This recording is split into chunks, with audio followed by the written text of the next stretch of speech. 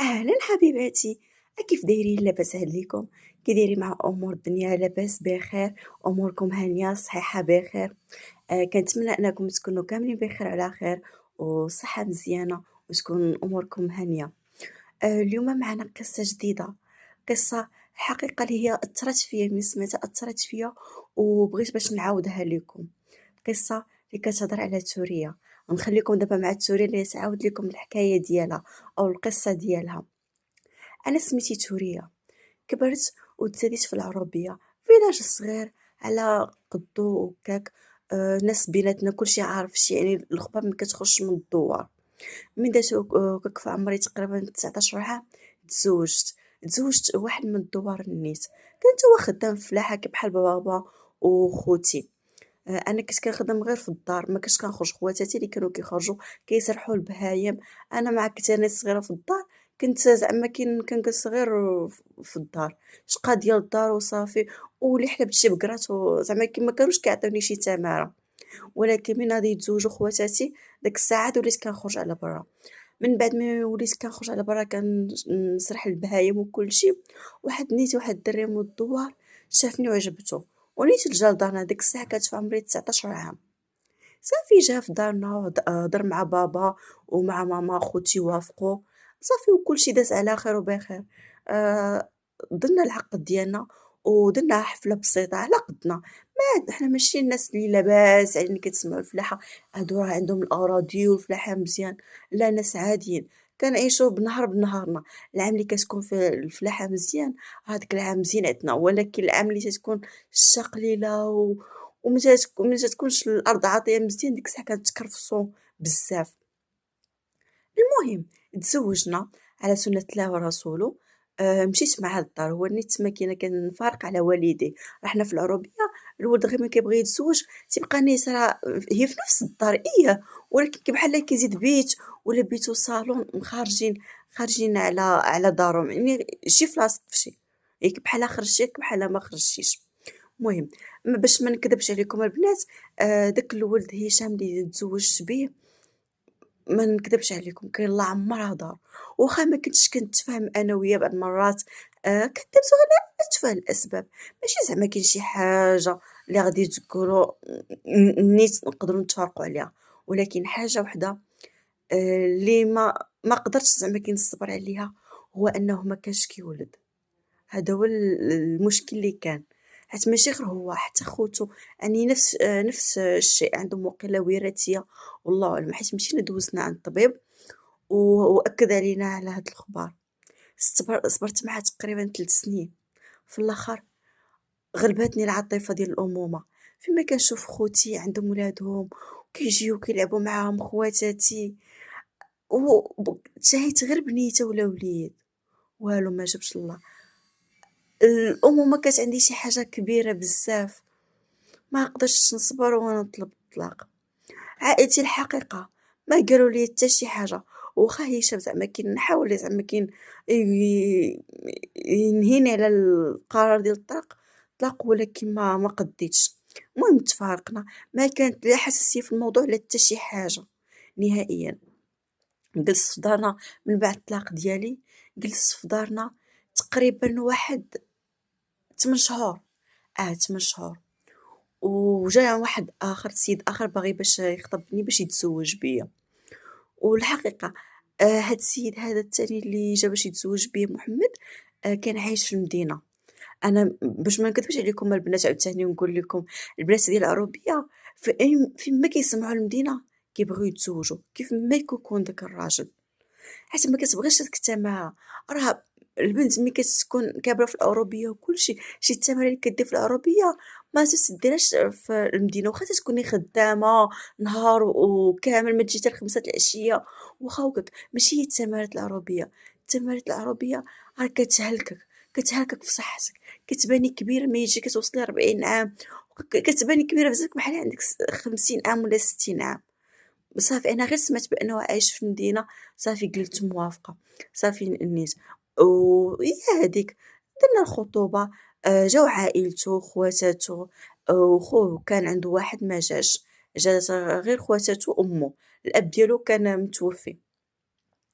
هي هذيك جينا صافي درنا غير حفلة بسيطة ما بيناتنا، وأصلًا بغيت نقول لكم بأنه أصلًا كان مطلّق وعنده ولد وبنته. أنا غير سمعت بأن عنده ولد وبنته قلت الحمد لله بأنه راه كيولد، يعني ماشي شي واحد آخر اللي عاد بدا يبدا معاه المسلسل واش كيولد والّا ما كيولدش. واخا هو بعدا كاين بعض المرات تتكون انت من الديفو ديال المرا، ولكن زعما انا حسيت دوزت معاكي ما عندي حتى شي حاجه. هي هذيك. عنده ولد في عمره يلاه تزاد تقريبا، عنده تقريبا شي 8 شهور. حيت هو غير طلق مؤخرا. والبنت اللي عنده الكبيره عندها تقريبا 3 سنين. عرفتي وليداتو، عرفتي حلوين بزاف وزويونين تبارك الله. عرفتي غير ملي شفتو كما تيقولوا سقطت في غرامهم. هي هذيك. تعارفنا ودرنا الخطوبة، ما كملناش الشهر ودرنا العقد، درنا حفلة صغيرة ومشيت معاه بحالي. عنده لهنا المدينة اللي ما كنتش عارفة انهم فين ساكنين. من جيت هنا لقيتهم بانهم ساكنين في دار وحدة، مو وخوه وهو. هذيك الدار ديال الاب ديالهم عاد غادي يفرقوها، وخواتاتو خلاص راه كل وحدة مزوجة، كل وحدة بدارها. هي ديك صافي ما دازش بزاف ديال الوقت، تقريبا عامين. الولاد بغيتهم بزاف، درتهم بحال في عينيا، زعما كاين راه ربي شاهد عليا. يعني التربيه ديال كون كانوا ولادي راني ربيتهم بحال ولادي وكثر. المهم، صافي من داز تقريبا عامين وكاك ما بقيتش عاقله بالضبط. باعوا ديك الدار كانت غير صغيره ماشي كبيره بزاف. كل واحد خدا حقه، خواتاتو خداو حقهم. سميتو الام ديالو خدات حقها، وهو وخو خداو حقهم. بغيت نقول لكم بانني انا في هذيك الايامات كنت مرضت بالسكر. ما عرفتش كيفاش جاني، واش بالتقوى التماره. المهم انا غير ملي جيت وليت كناكل. ما عرفتش واش كاملين حسيتو بها ولا لا. وليت كناكل بزاف. قلت واقيلا غير سميتو ديال الحماله ولا صافي نقدر نكون حامله واقيلا. داكشي عجاني والحم. ولكن ملي مشيت لوزت ودرت التحاليل لقيت عندي السكر. المهم ما الحقيقة عائلته ما قال حتى شي حاجة، وتا هو عائلته ما قال حتى شي حاجة. أنا واخا في الأول ما عجبنيش الحال، حيت عارفة السكر خصو يبقى دايما داير مع الريجيم ديالو ويحدي راسو. وخصوصا أنني كان عندي هاداك السكر من النوع الخايب بزاف. كنت كندوك الانسولين تقريبا كندوكها مرة في الصباح ومرة في العشية. البنات راكم عارفين. هي هاديك نكمل لكم. من كل واحد خدا حقه، كنتفق هو وخوه.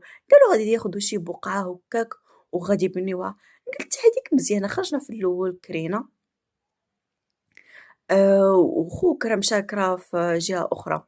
والأم ديالو كانت واحد الأخت ديالو كانت توفى على راجلها وخلى لها الدراري الصغار. هي هذيك ما الأم ديالو مشات عاشت مع أختو. يعني قال ما كاينش علاش نخلي بنتي بوحديتها، مشات تعيش معاهم. هي هذيك. منين مشاو تيقلبوا على بقعة باش يلقاو شي بقعة بهاديك الفلوس اللي عندهم، حيت راه ما جاتهمش بزاف البنات. تقريبا شي 11 مليون. حيت راه غير دار صغيرة، ماشي شي حاجة. 11 مليون. 11 مليون اللي هو و11 مليون اللي هو الخوت تقريبا. هي ديك 22 مليون ما جابتش لهم شي بقعة، يعني ديال خارج المدينة. واش غنقول لكم، الراجل ديال ما كانش عنده العقل. بلاص بقى كيقلب على الدار بدا يسرسب داك الفلوس. مشى فراسو ما لقاش سميتو البقعه. مع هو خدام غير سيكوريتي. شد داك الفلوس بدا كيطرطقهم. اول حاجه دارها مشى شرا طوموبيل. ايوا شرا طوموبيل. وكل نوبه حنا عند الجيران. ماشي عند الجيران زعما كاين عندنا جيراننا داك القدام اللي كنا ساكنين معاهم، ما كانت عندي علاقه معاهم ومع العائله. كل واحد كل تقريبا كل ويكاند كنا كنمشيو عند واحد. العائله اللي هي عائلتي هي عائلته. بحال داك الطوموبيل كان فرحان بها بزاف. كل مره عند واحد، كل مره عند واحد. صافي هادوك الفلوس بدات كيطرطقوا كيتسربوا ما بين يدينا. والمشكل ما تقدري تقولي لي حتى شي حاجه. وانا كنشد في قلبي، كنشدق في قلبي حيت صافي فقس. مع هو منه تيقول لك لا ما تدخليش ليا في الامور ديالي اللي كنصرف وداك الشيء ما تدخليش فيهم. وانا كنرجع لي على القلب ديالي العقل ديالي. والسكر راه كيلعب اللعبه ديالو. المهم هي هذيك صافي في الاخر كرينا.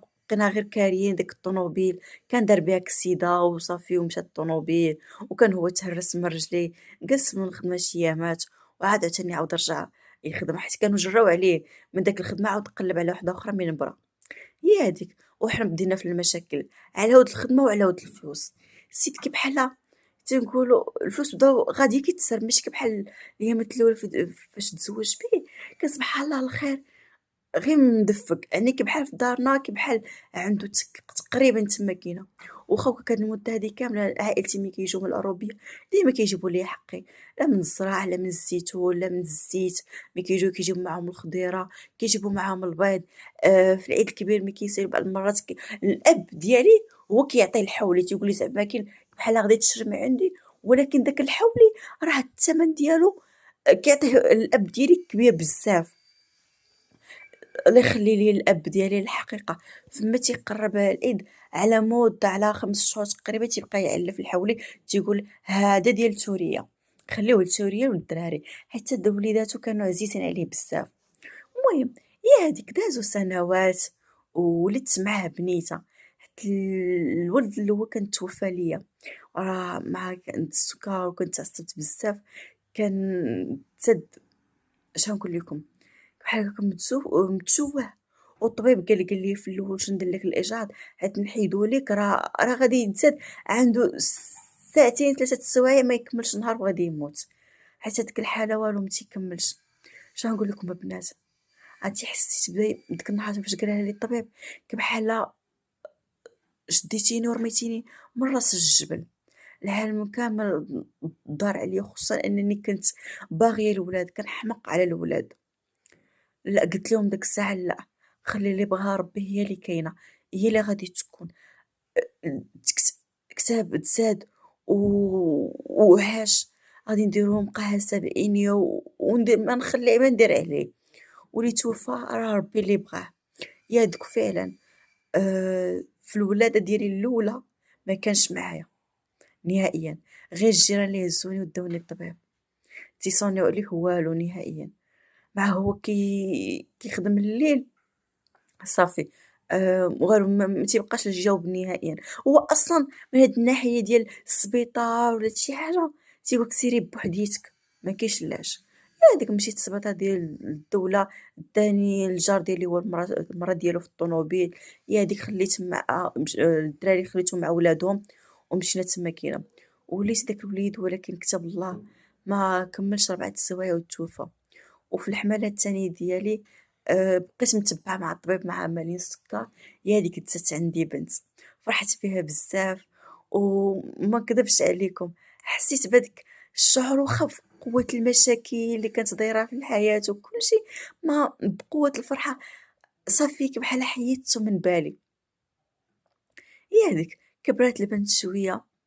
واش نقول لكم، البنت الاولى اللي كان ديال الزوج ديالي من وصلت تقريبا ديك 16 عام 15 عام بدات كتجيها المراهقه، كتجي على الصايات تخرج من الميني. راكم عارفين. البنات اللي تيقراو معاك بحال زيدي ليها في الهبال، حيت مع والو فما كنجي غير كنخرج غير نتقضى كنجي هلقاها خارجه.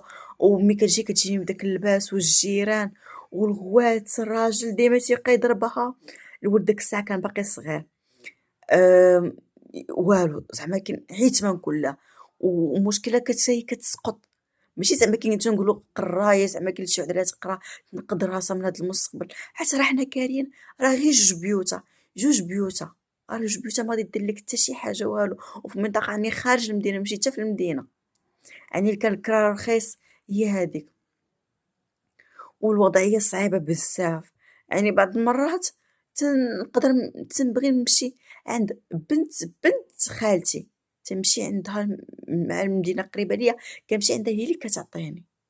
واخا ما كان تنكون تمشي في الطوبيس وكاك باش كنرجع ولكن هي اللي كتعطيني، كتعاوني باش ما قسمها الله كتعطيني. واخا هي راجل على قد الحال، غير هو تيقولك واحد الحاجة، البنادم اللي مسؤول راه ماشي هو اللي غير المسؤول، الواحد خاص تكون عنده المسؤوليه. البنات بنهار اللي بتبغيو تزوجوا ما تشوفوش بانه راه عنده ولا ما عندوش، راه كاين اللي كيكون عنده وما تيكونش مسؤول، ما تيكونش قاد على المسؤوليه، بحال هذا اللي عندي النيت.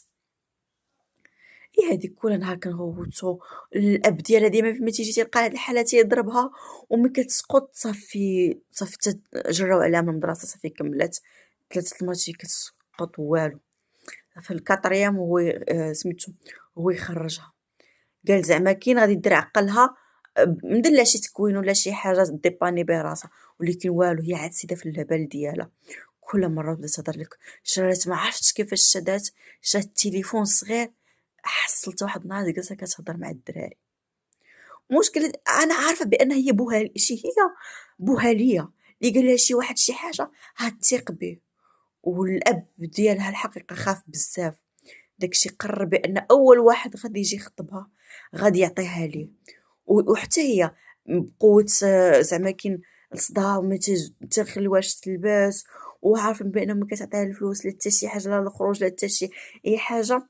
صافي قالت غير غنتزوج، غنمشي عند راجلي وغادي نتسنى.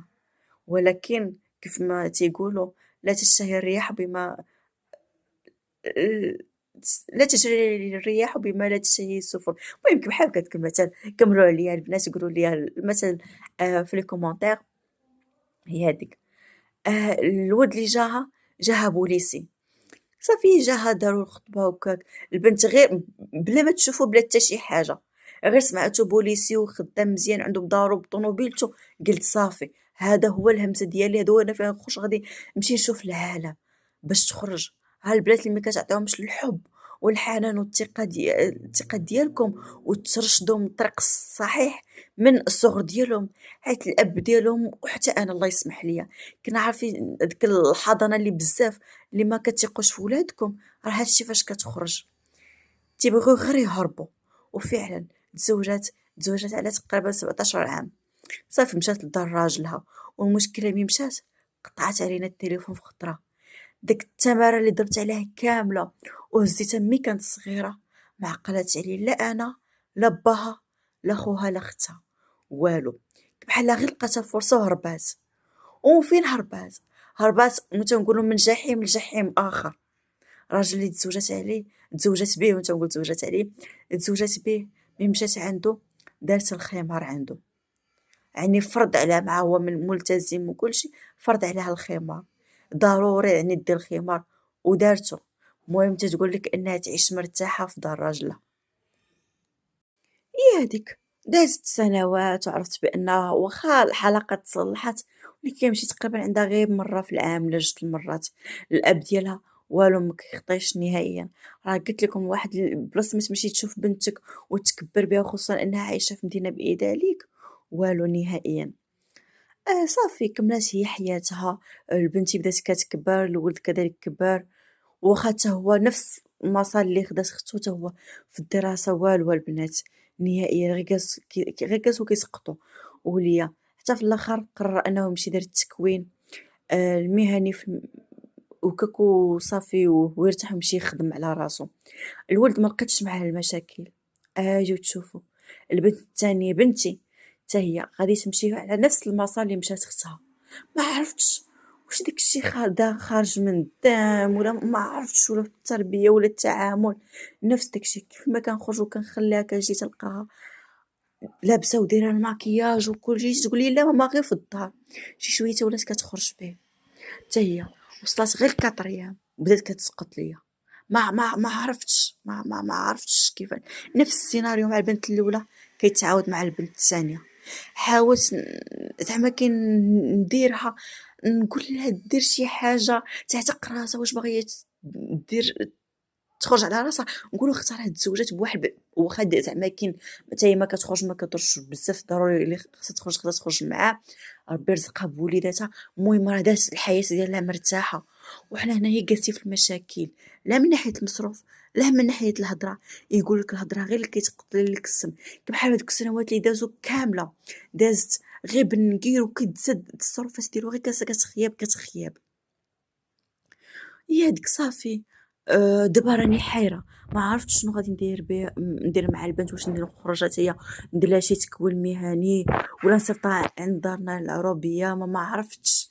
حيت شحال من مره ضربها لا الاب ديالها لا الاخ ديالها على ود اللباس، وكنخاف شي نهار يديروا فيها شي مشكل، يعوطبوها من شي قدس صدق، شي غادي السبيطار ولا شي غادي القبر وشي غادي الحبس، مالنا على حالتنا ولا نزوجها. عرفتوها البنات، بعض المرات كنقول كون بقيت مع الراجل في الاولاني احسن لي من هاد المشاكل كامله ديال الدراري وما جا وراهم.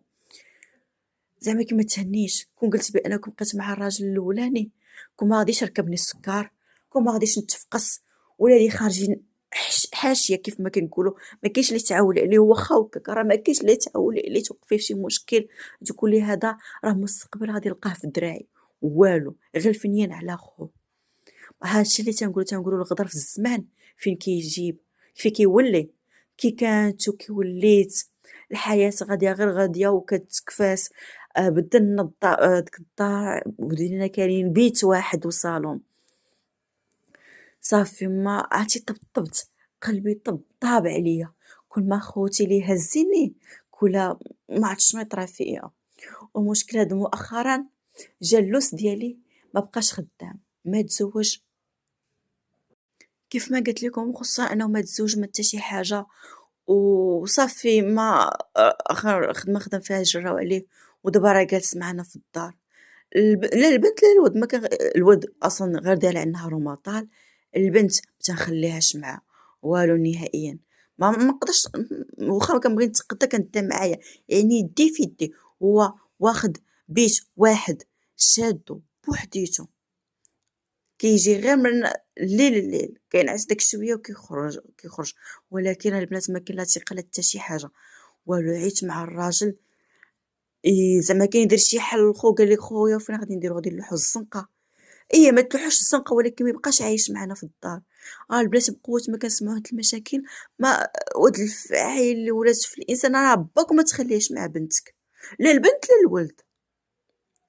داكشي البنات جيتكم اليوم بغيت تنصحوني بشي حال ولا شي حاجه نديرها باش نعتق راسي ونعتق بنتي. خصوصا ان انا حتى ملي نبغي نخدم زعما باش نهز ونعاون الراجل كيقول لا، تيقولك لا انا هو الراجل ديال الدار، انا اللي غادي نصرف، انا اللي غادي ندير كلشي. وحق الله واحد الراس يقول لي هاد مؤخرا نطلب الطلاق ورجع لدارنا. واخا غادي تلقاي المشاكل مع العيالات ديال خوت عايشين في نفس الدار، ولكن تتقولي اللهم المشاكل ديالهم ولا هاد المشاكل اللي عايشه انا لا نصدق في شي كارثه واحده اخرى. المهم البنات خليو لي الاراء ديالكم في لي كومونتير ونصحوني البنات، راني محتاجه النصيحه ديالكم بصح وحق الله. يعني راه دارت بيا الدنيا والمشاكل بزاف ما عرفت شي راس شحال هادي كتيقول لي نطج نسمح في كل شيء ونمشي بحالي. المهم انا غادي نقرا لي كومونتير ديالكم وكنتمنى انكم تنصحوني حقيقه انا محتاجه ليكم.